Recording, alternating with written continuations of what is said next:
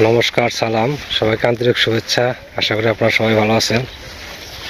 আপনাদের আশীর্বাদে দোয়ায় আমরা আছি, স্বাভাবিক অবস্থায় আছি, কিন্তু বৃষ্টির পরিমাণটা অতিরিক্ত। গতকাল বিকেলে বৃষ্টির জন্য কারেন্ট চলে গেছে 5:30টার দিকে, সারা রাত কারেন্ট ছিল না। তারপরে সকাল 8:30টার দিকে কারেন্ট আসছে, আবার চলে গেছে। এর মধ্যে প্রচুর বৃষ্টি হয়ে গেছে, আবার বৃষ্টির কারণে কারেন্ট চলে গেছিল। প্রায় ঘন্টাখানেক বৃষ্টি হয়েছে। এখন মোটামুটি আকাশ পরিষ্কার।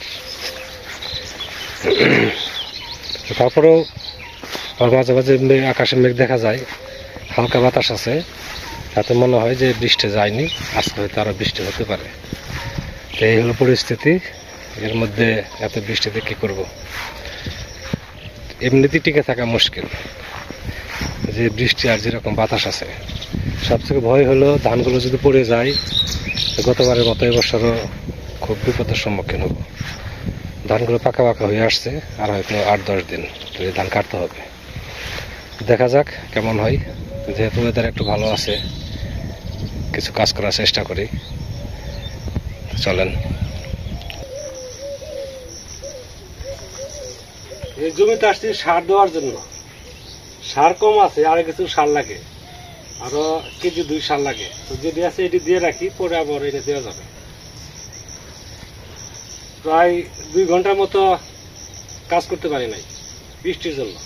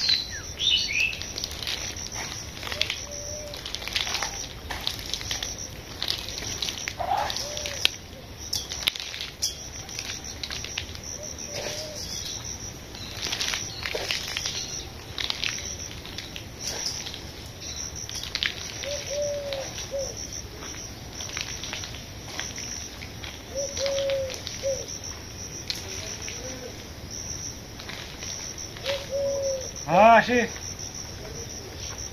তো মোবাইল আসছে, আবার যাই দেখি মোবাইলে কি করলো।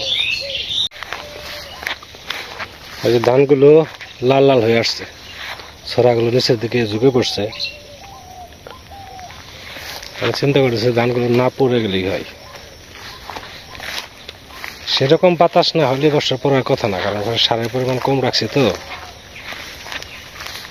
ধান গত বছরের সাথে বছর ধান ভালো হয়েছে। আশা করি 2-3 মণ ধান বেশি পাবো গতবারের চেয়ে। ধান বুনছি এবার চীনা গোড়া, গতবারও তাই বুনছিলাম। এই ধানের দাম বেশি। 29 ধান যদি 1500 টাকা যায়, এই ধান যাবে 2500 টাকা। 1000 টাকা দাম বেশি আছে, 1900 এরকম প্রতি মনে। সুন্দর ধান হয়েছে।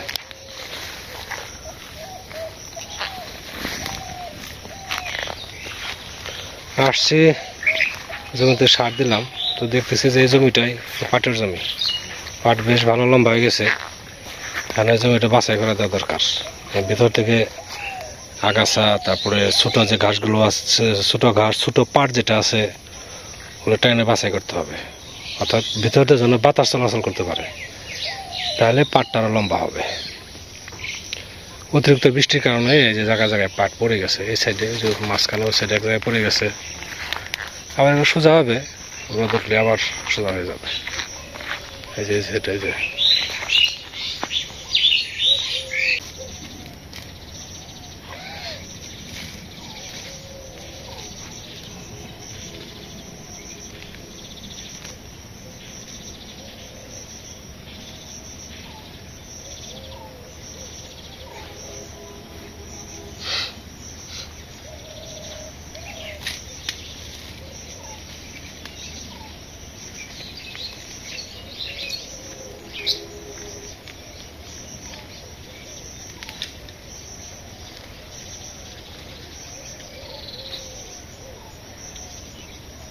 পাট দেখেন প্রায় সমান সমান হয়ে গেছে। আর এক সপ্তাহ তাহলে মাথা ছাড়িয়ে যাবে। চেষ্টা করতেছি ধান কাটার আগে পাটের জমিগুলো পরিষ্কার করা। এটা উত্তর পাশে ওটা কতক্ষণ করে রাখছি, তারপরে যে ও পাশেরটা সবগুলো চাচ্ছি ধান কাটার আগে জমিগুলো পরিষ্কার করতে পারি। এই সাইড দিয়ে সময় লাগতেছে, এই সাইড দিয়ে একটু বেশি সময় লাগতেছে, সাইড দিয়ে বেশি ঘাস, ভেতরে এমন এত ঘাস নাই। কারণ সেখান থেকে সমস্যা হয়েছে যে এই ঘাসগুলো না সাইড দিয়ে ছড়িয়ে গেছে, আর ভিতরে ঘাস আছে কিন্তু পাতলা। আর পাটটা টেনে পাতলা করে দিতে হবে, ভিতরটা যেন আরামসে বাতাস দিতে পারে। পাট মোটা মোটা হবে, লম্বা হবে। এই পাটের একটু সমস্যা আছে, ভিতরে যাইতে হলে আপনার ফুল শার্ট বা ফুল হাতা গেঞ্জি কাটে নিতে হবে। পাটগুলো একটু কাটা কাটা, হাতে কাটা কাটা লাগে, এই জন্য সাইড থেকে হাত দিয়ে যতটুকু যায় ততটুকু করে দিচ্ছি। চারিপাশ দিয়ে একবার শেষ করতে পারলে ভিতরে তেমন সময় লাগবে না। ভিতরে দেখা গেছে যে একবেলা করলেই পারবো। গরম পড়ছে প্রচুর, গরম পড়ছে কি কাজ করতেছি গরম লাগতেছে। পাট খেতে কাজ করলে খুব গরম লাগে। তো পাট দেখে ভালো লাগতেছে, পাটগুলো বেশ মোটা মোটা হয়ে গেছে, লম্বাও হয়েছে, আরো লম্বা হবে। দেখি এবছর এই আবাদ, এই পাটের আবাদ মানে আমাদের বাড়িতে পর্যন্ত করেনি, এই বছর প্রথম লাগাইলাম। কিরকম ফলন আসে দেখি, মোটামুটি দেখে তো ভালোই লাগতেছে। উত্তর পাশে পাট বুনছি, ও পাশে পাট ভালো হয় না।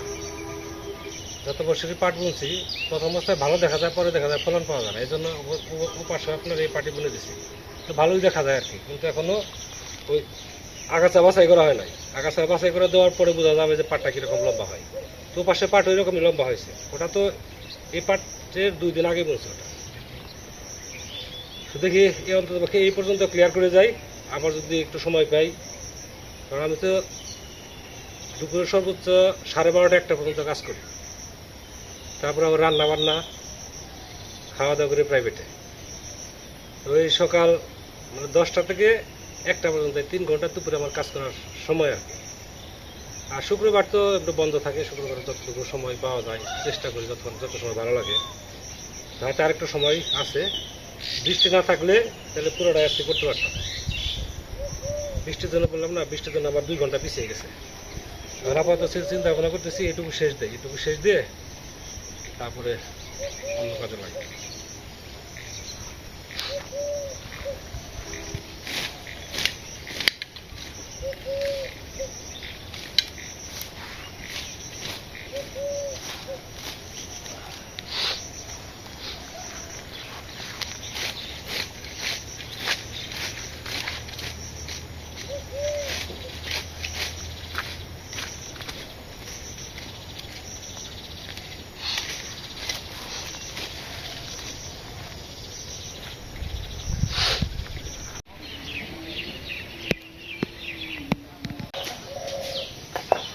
আনারস কি মিষ্টি? মিষ্টি, প্রচুর মিষ্টি।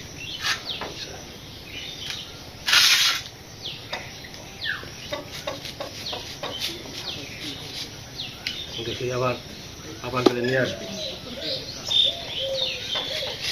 মুখটা লাগাই দেন হয়ে যাবে।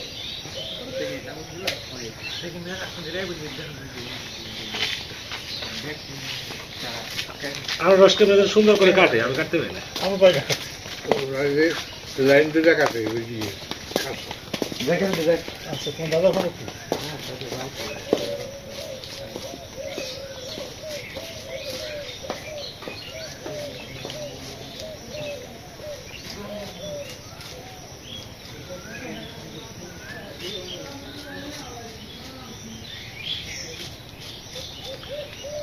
মানে বৃষ্টির পর রোদ উঠছে না, কাজ করতেছে তার মধ্যে পাটের জমিতে, এমন গরম। তারপর কিন্তু যতই গরম লাগুক, যেটুকু শেষ করবো মনে করছে সেটুকু শেষ করেই যাও। আর গরম হওয়ার কারণ কি যে নিচে পানি যাবো না, হ্যাঁ পানি জানি পড়ছে, এইটা থেকে ভাব বেরিতেছে না। হ্যাঁ।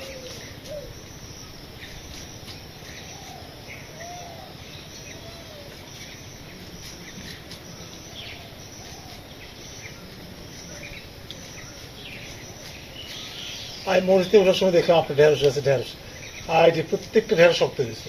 আর 150 তো আমার মনে থাকে না। সেদিনকে শহীদ কতদিন নিয়ে গেছে গতকালকে কে?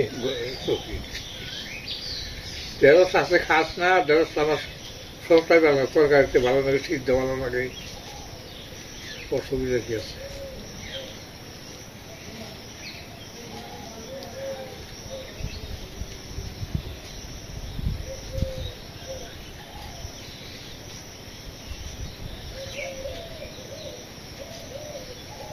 দুইটা বড় বেগুনে চারা এনে লাগাইলাম, হুম।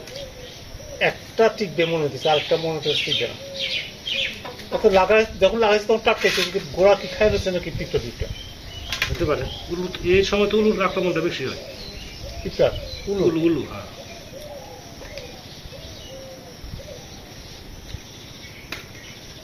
আমি তো আগেই করছি যে ফিনিশিং আছে না পিঁপড়ার, হুম। তো ওইগুলোতে লাগাইছি, তার ধরে নেই।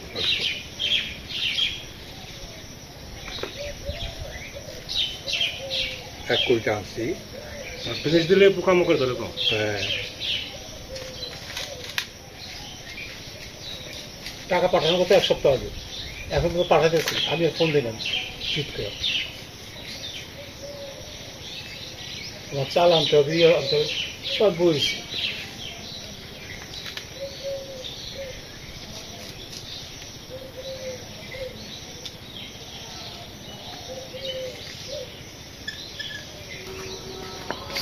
আপনি এই যে আমার আছে। কাকার দেন? এই যে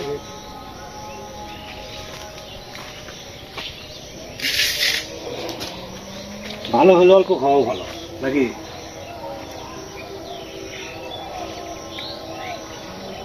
মিনু, এটা তুমি খাইবে না?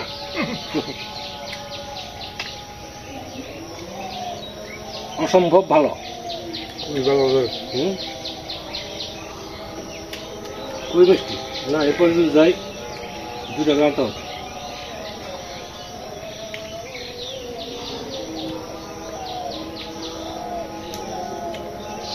খুবই ভালো লাগতেছে, আর গরমের মধ্যে না।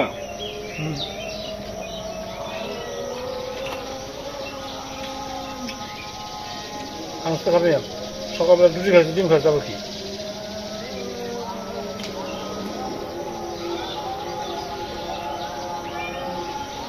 সামনের মাসে দেখা পাবেন কাঁঠালের গন্ধ খালি।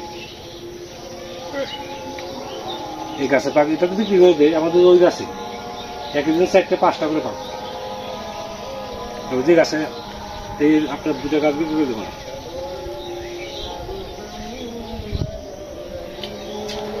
মশলা তো জানে বেঁচে যাচ্ছি কিছুক্ষণ না।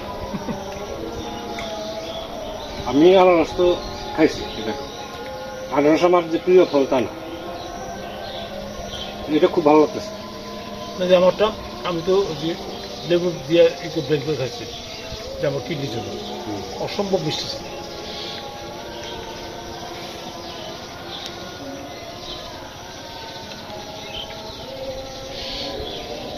$40 বেচতেছিল।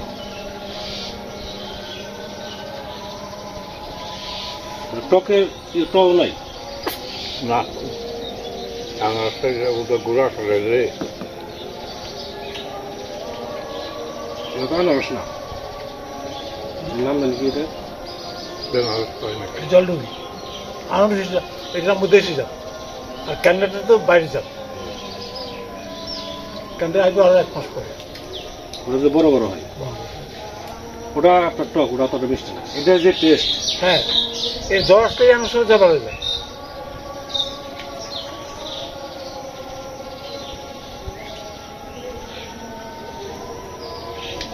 মিনু সব কিছু তো খালি খাই খাই। সকালবেলা আমি রুটি খাইতেছি, প্যাট শুরু করছি, অর্ধেক দিতেছি, পুরোটা খাইতে পারবে। আবার আমার ওটা রুটি হয় না, বুঝে না ওটা ভাত ছাড়া কিছু হয় না। আর এটা তো ভাত খাবি না, মুড়ি আর মাছ মাংস, ভাত খাবে না। হাতে মাছ দিয়ে মেখে দিতে হবে।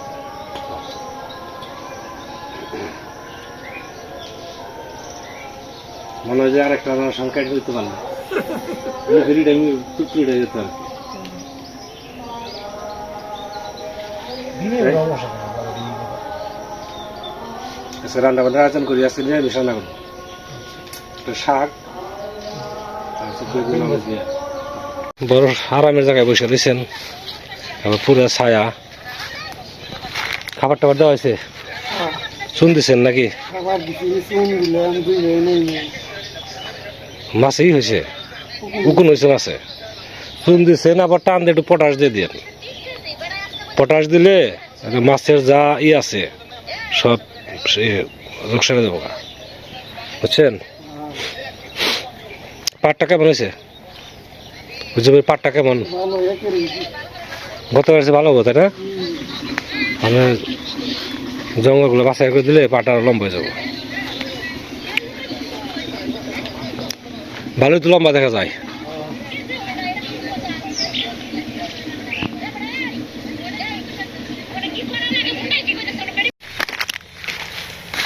তো দুপুরে খাওয়া দাওয়া করে বের হলাম। আজকে নিরামিষ রান্না করছি, শাক ভাজি আর একটা নিরামিষ তরকারি।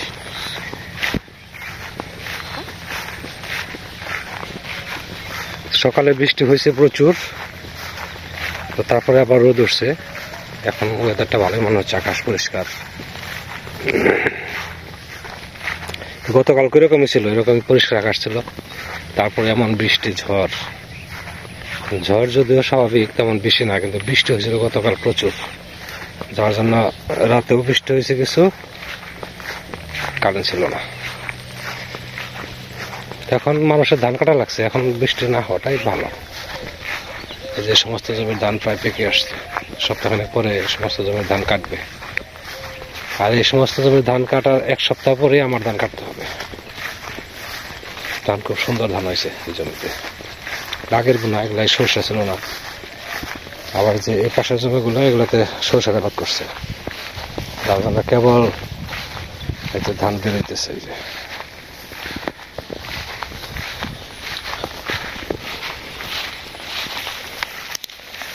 এখন বাজে 4টা বাজে, ফিরতে ফিরতে 9টার মতো বাজবে।